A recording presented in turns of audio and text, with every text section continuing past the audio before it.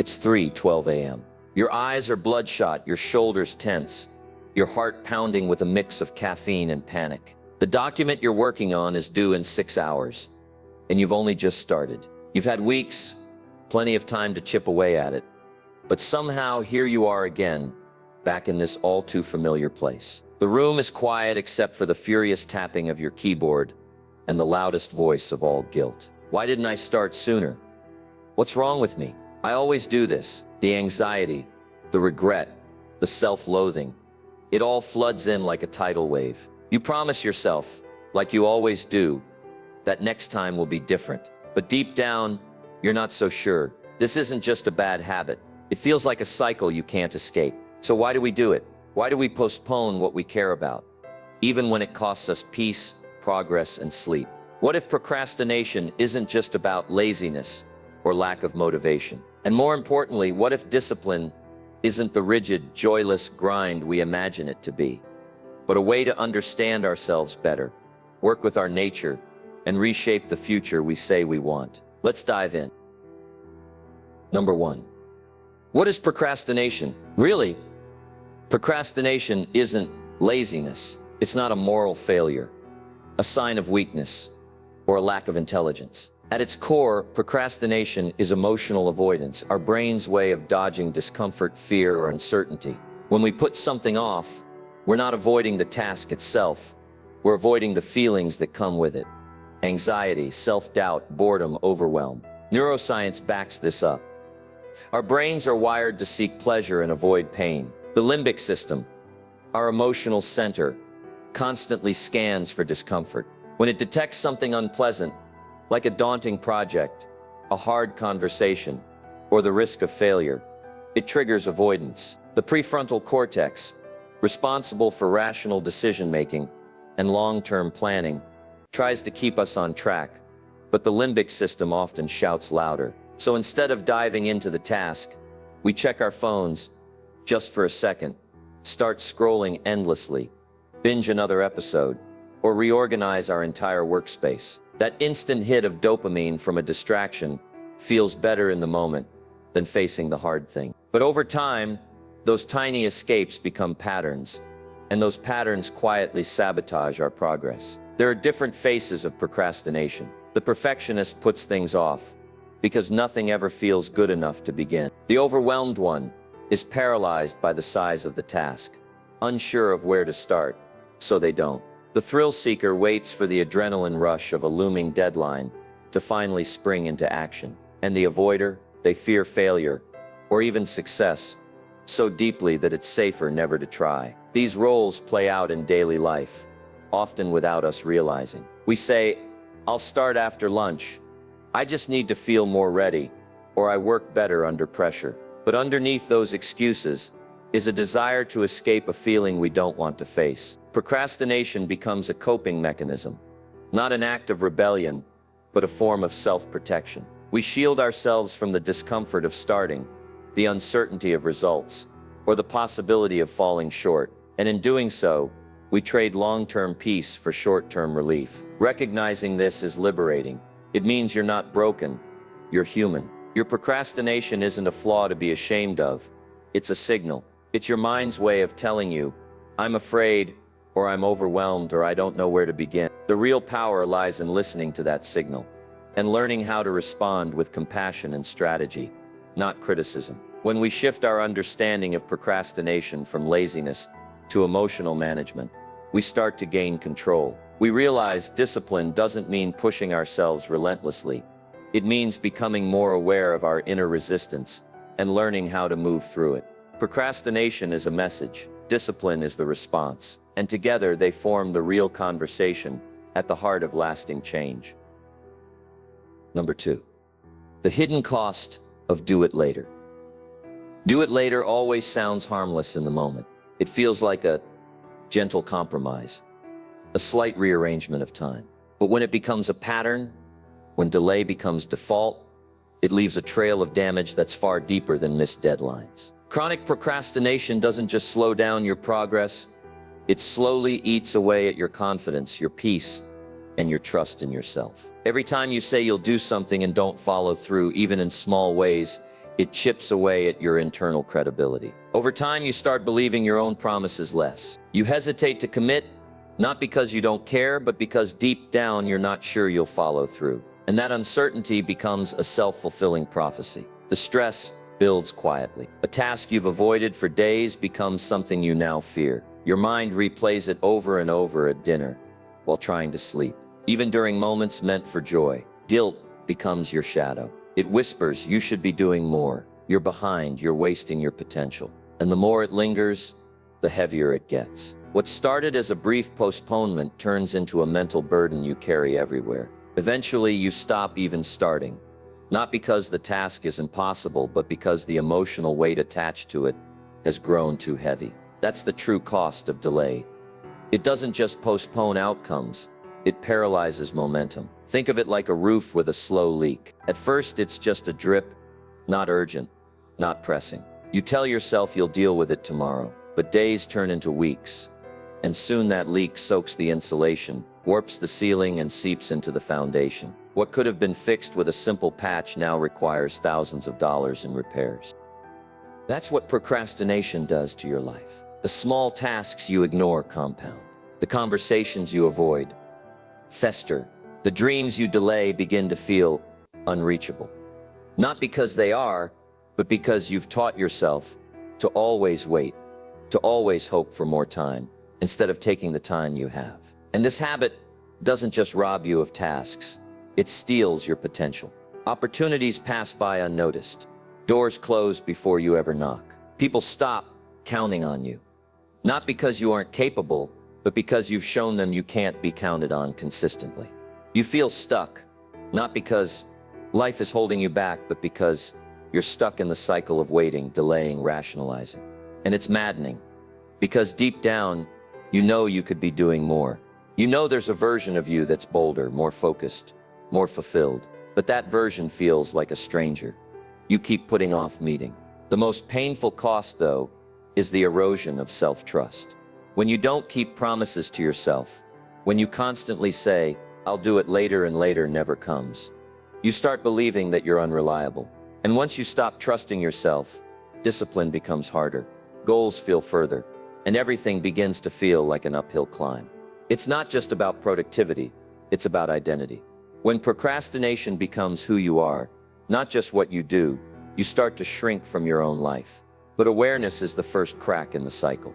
When you see the cost clearly, not just in missed work, but in missed peace, missed confidence, missed self-respect, you're no longer fooled by the comfort of delay.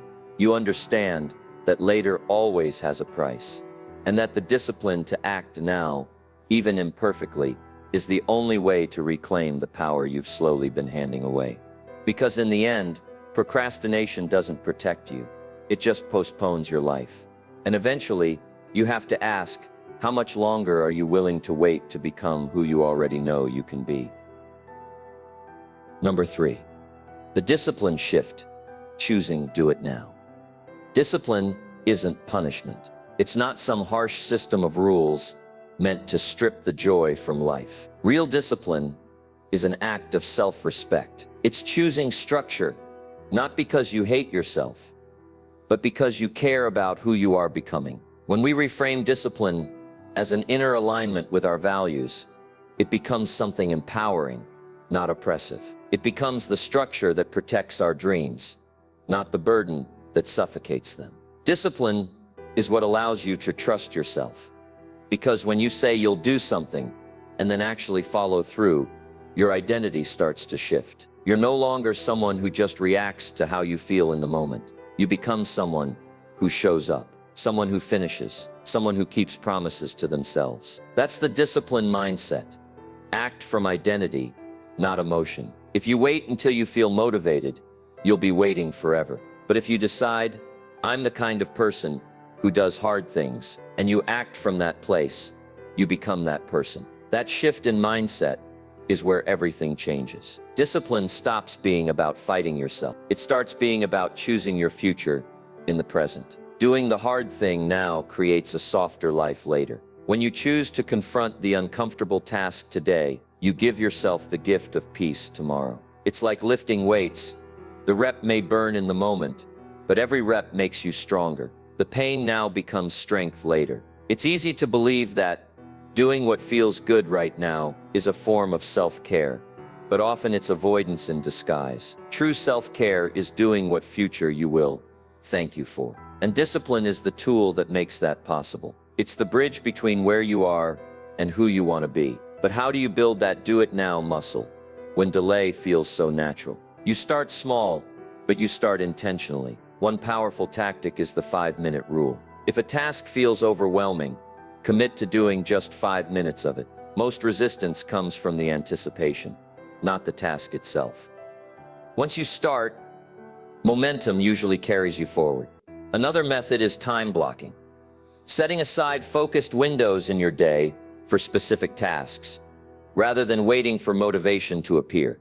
This creates structure and reduces decision fatigue. Pair that with temptation bundling. Link something you enjoy with something you procrastinate on. Listen to your favorite podcast while doing chores. Light a candle and put on music while answering emails. Make the task inviting, not intimidating. And then there's starting ugly, giving yourself permission to begin imperfectly. Waiting to feel ready or to do it perfectly is the fastest way to never begin. When you allow yourself to start messy, you remove the pressure and reclaim progress. As you repeat these small, intentional actions, you begin to experience something profound: freedom. Discipline, once viewed as confinement, becomes the doorway to ease.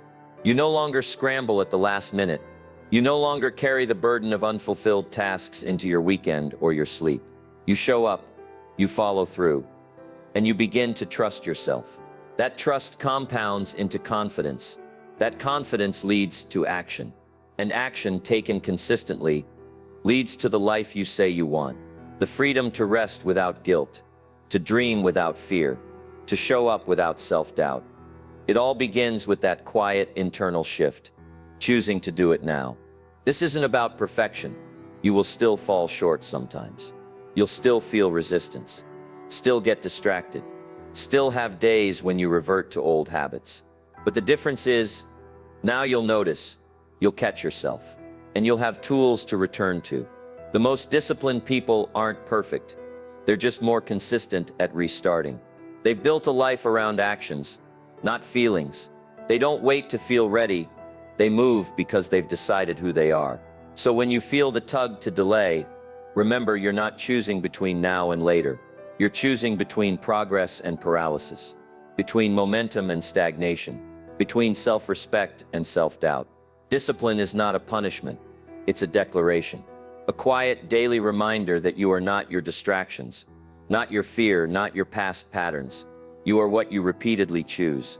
And when you start choosing now, everything begins to shift. Number 4, why you procrastinate even when you're disciplined. It's one of the most frustrating experiences. You've built solid habits.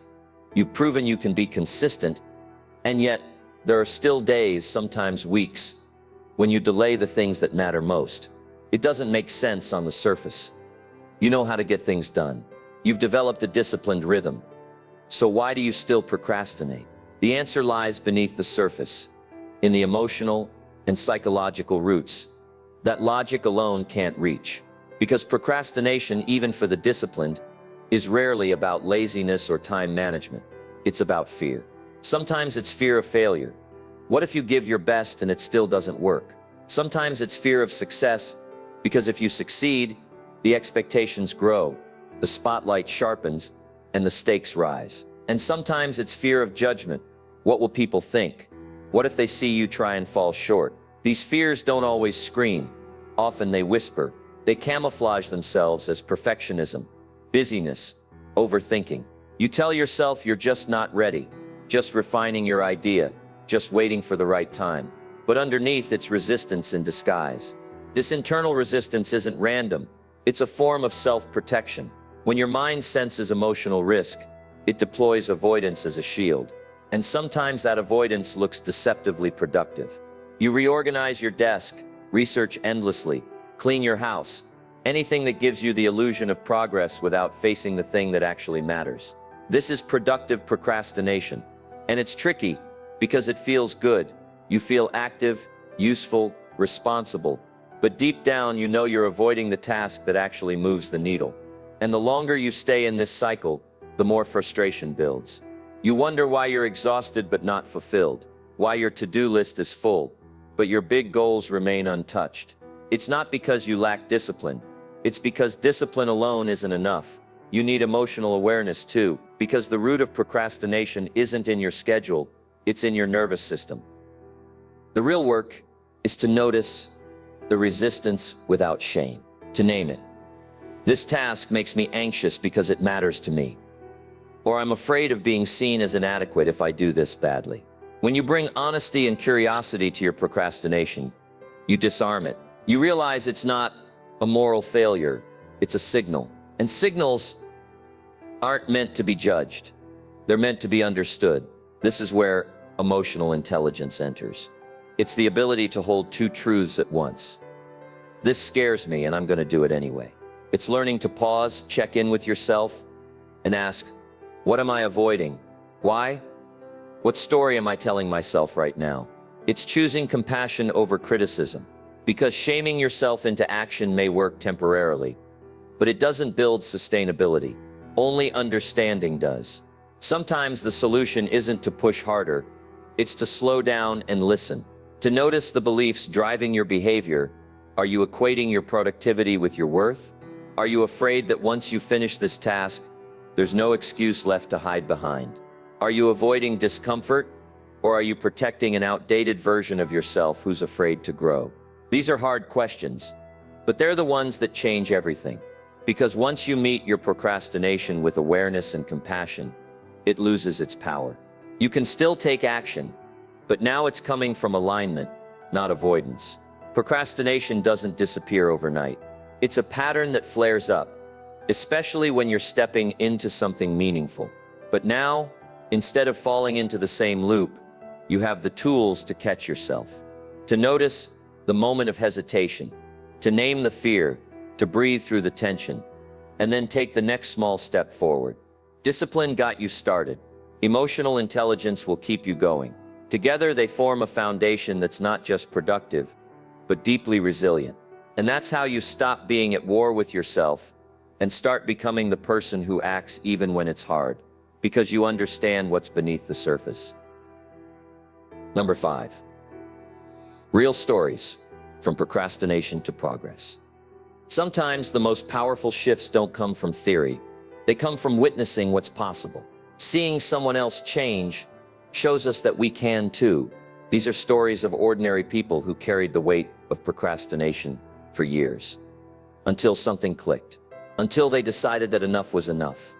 And that discipline wasn't just for the highly motivated or the naturally organized. It was a tool they could learn, use, and shape into something life-changing. Take Sarah, a college student who used to live in a cycle of last-minute panic. Every paper, every exam, every assignment, she waited until the night before. She told herself she worked better under pressure. But the truth was, she didn't trust herself to start early. She feared that if she began too soon, her work wouldn't be good enough, or she'd lose interest halfway through. But the consequences added up: chronic stress, sleep deprivation, burnout, and a creeping sense of failure.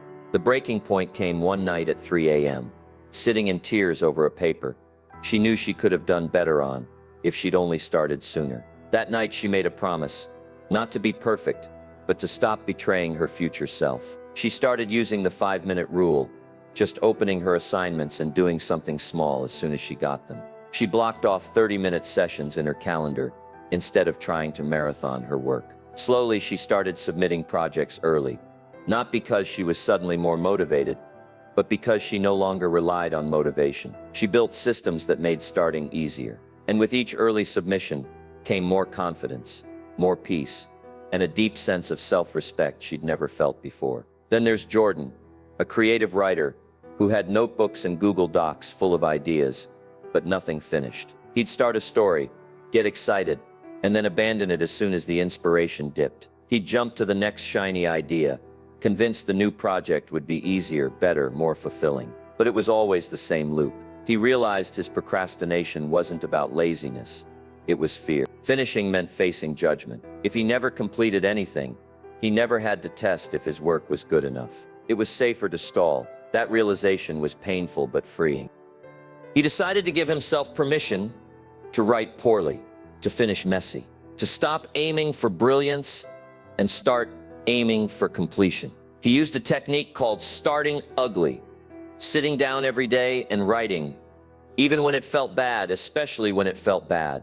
He committed to writing just 300 words a day, no editing, no deleting. Within 6 weeks, he finished his first short story in years. Then another. The floodgates opened. Momentum built. The critic in his head got quieter. And he began to see that discipline wasn't killing his creativity. It was unlocking it.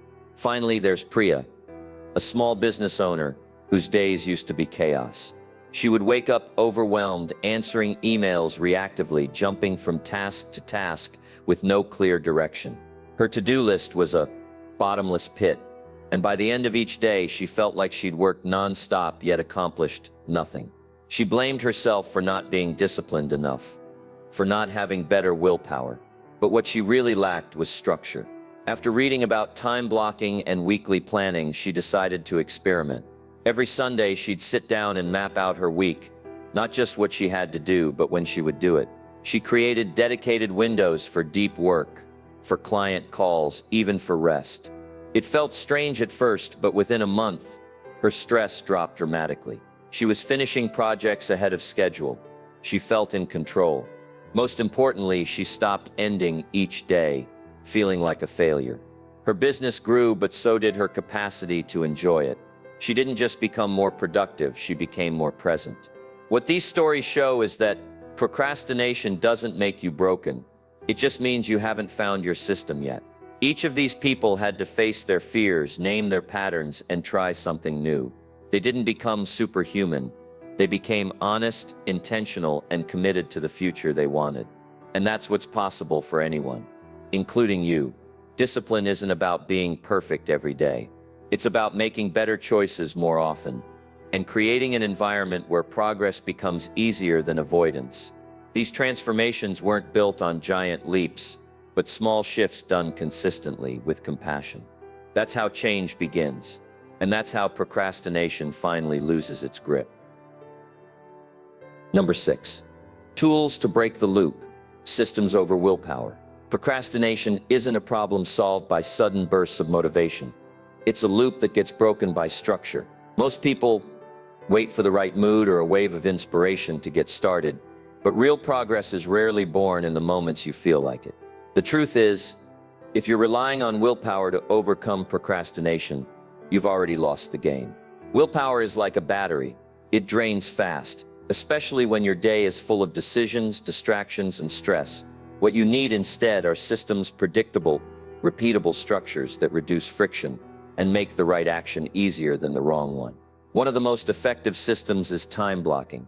Instead of writing a vague to-do list and hoping you'll find time to do it all, time blocking forces you to assign every task a home in your calendar. This simple shift transforms your priorities from intentions to appointments. It's the difference between saying, "I'll work out tomorrow," and saying, "I'll work out at 5 p.m. after my meeting." When your tasks are time-bound, they're less negotiable, and you're less likely to push them off until later. Time blocking turns abstract goals into concrete commitments, and it gives your brain fewer decisions to make in the moment, which means less room for delay. Another powerful tool is the Eisenhower matrix. It helps you separate what's truly important from what's merely urgent. So often, we procrastinate on meaningful work because our days are swallowed by tasks that feel immediate but don't move us forward. The matrix asks you to categorize tasks into 4 boxes: important and urgent, important but not urgent, urgent but not important, and neither. What you'll find is that most procrastination happens in the important but not urgent zone. That big goal, that personal project, that long-term health choice. These are the tasks that shape your future, but because they're not screaming for attention, they're the easiest to ignore. The Eisenhower matrix makes you see them clearly and gives you permission to schedule them like the priority they are. If you struggle to stay consistent alone, accountability can change everything. Whether it's a friend who checks in weekly, a coach who tracks your progress, or even a digital app that nudges you. Accountability externalizes your discipline. It turns private goals into shared commitments.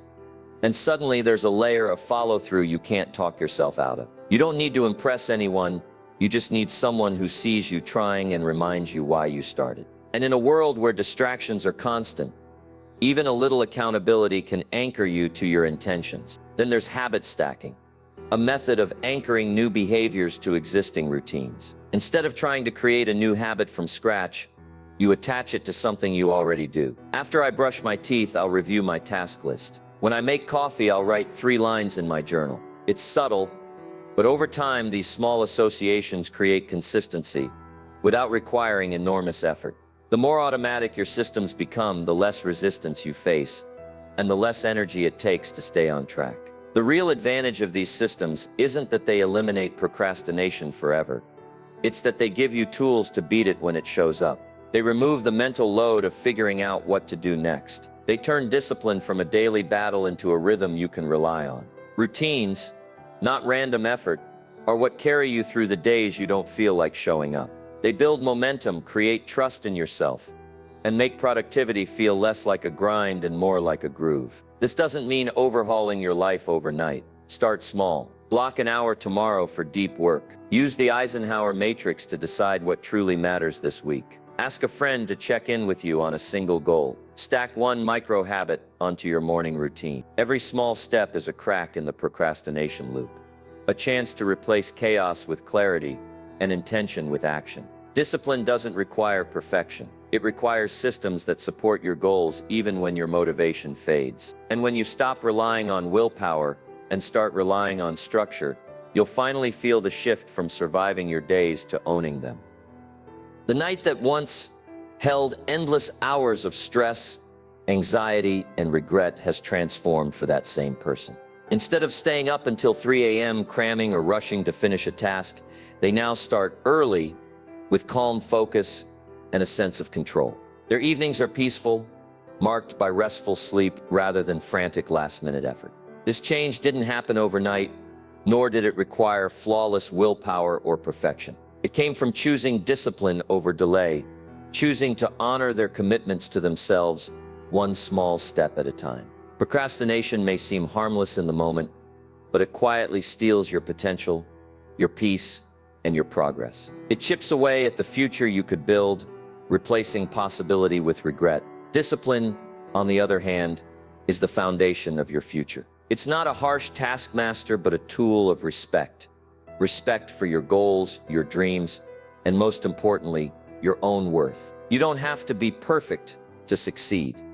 You just need to be consistent. It's the simple, repeated choice to act, even when you don't feel like it, that propels you forward. So don't wait for motivation to find you or for the perfect moment to arrive. Your future self is already counting on you to start now, not because you have to, but because you deserve a life shaped by your intentional action. Do it now. Your peace, your progress, and your purpose are waiting on the other side.